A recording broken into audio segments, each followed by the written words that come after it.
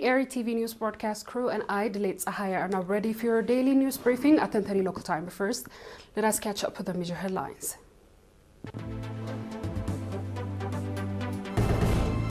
Minister Usman Saleh holds talks with Egyptian counterpart. Seminar aimed at eradicating harmful practices held in Gashbarka region. Casualties after rebels attack Malian army convoy in north. Russia strikes Ukrainian port. Ukraine reports multiple long-range strikes. Proceeding with our reports. Mr. Usman Saleh, Minister of Foreign Affairs, met in Cairo today his Egyptian counterpart, Foreign Minister Dr. Badr Abdelayati, for extensive talks on the consolidation of strategic and historical ties of partnership that exist between the two countries.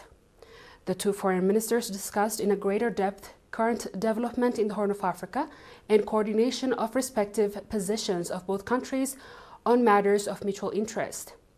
The foreign ministers recall meeting between the two heads of state in Cairo last month, as well as previous exchange of ministerial visits between the two countries.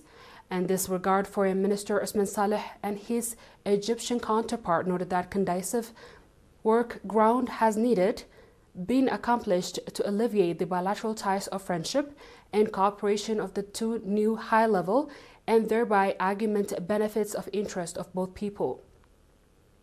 The two foreign ministers also underlined that security and governance of the Red Sea is full conscience of the international law, the exclusive and normative responsibility of the territorial state.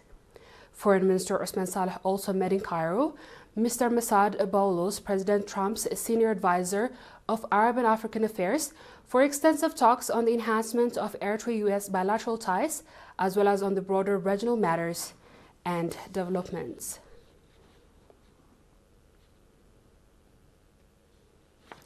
A seminar aimed at eradicating harmful practices and ensuring the rights of women and children was conducted for religious leaders and area administrators in Fort Osawa, Gashbarka region.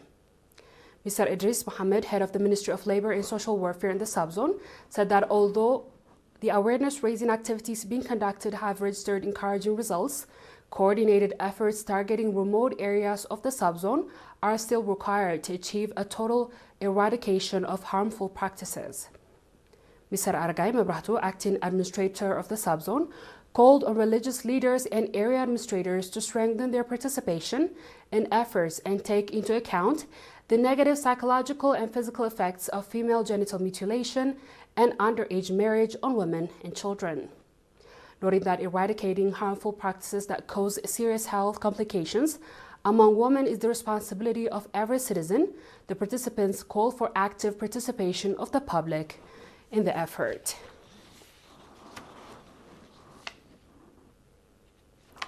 The innovations, creativity, work, and artificial intelligence technology being displayed at the National Festival 2026 attest to the capacity and competence developed by the youth.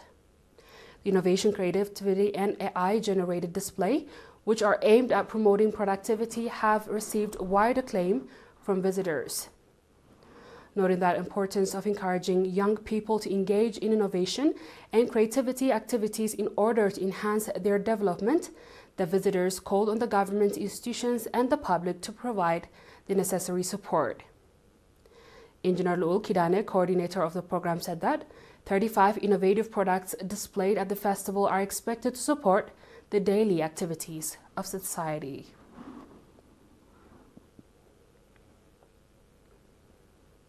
Straight ahead is our international news after a short break.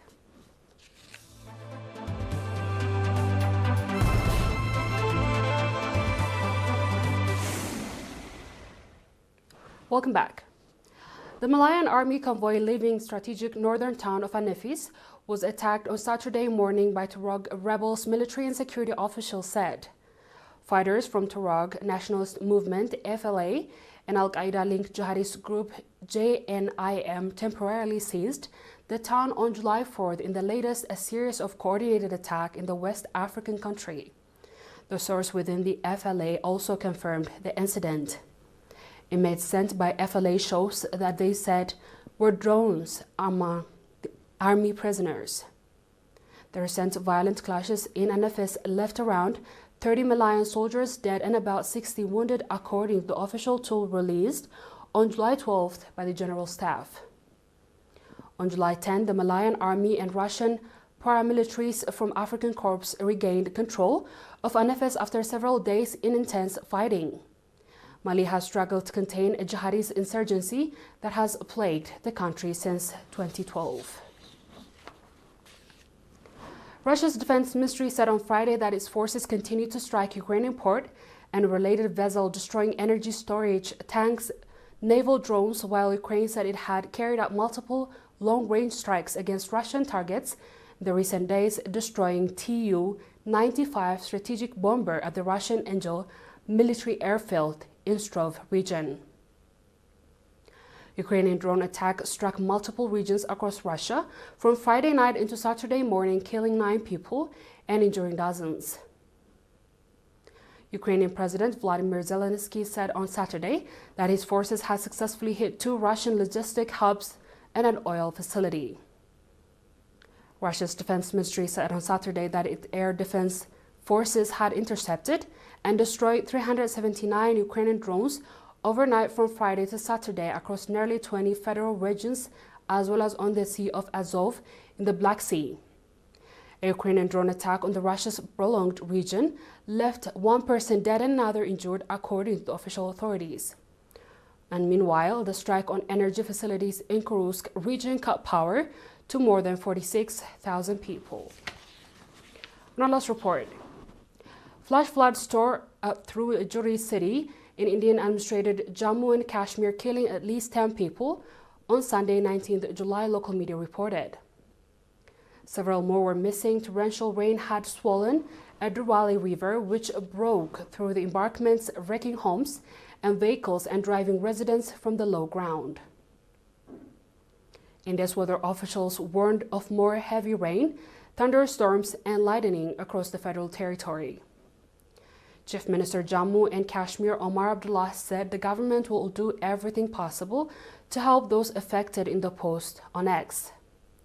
Some scientists said the climate change is making Himalayan floods and landslides stronger than more frequent.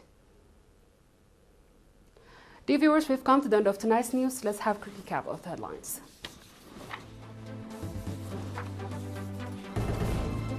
Minister Osman Saleh holds talks with his Egyptian counterpart. Seminar aimed at eradicating harmful practices held in Kashmir region. Casualties after rebels attack Malayan army convoy in north. And Russia strikes Ukrainian port. Ukraine reports multiple long-range strikes. And that was the news from ERi-TV studios. This has been the Lit High reporting. Thanks for watching and have a good night.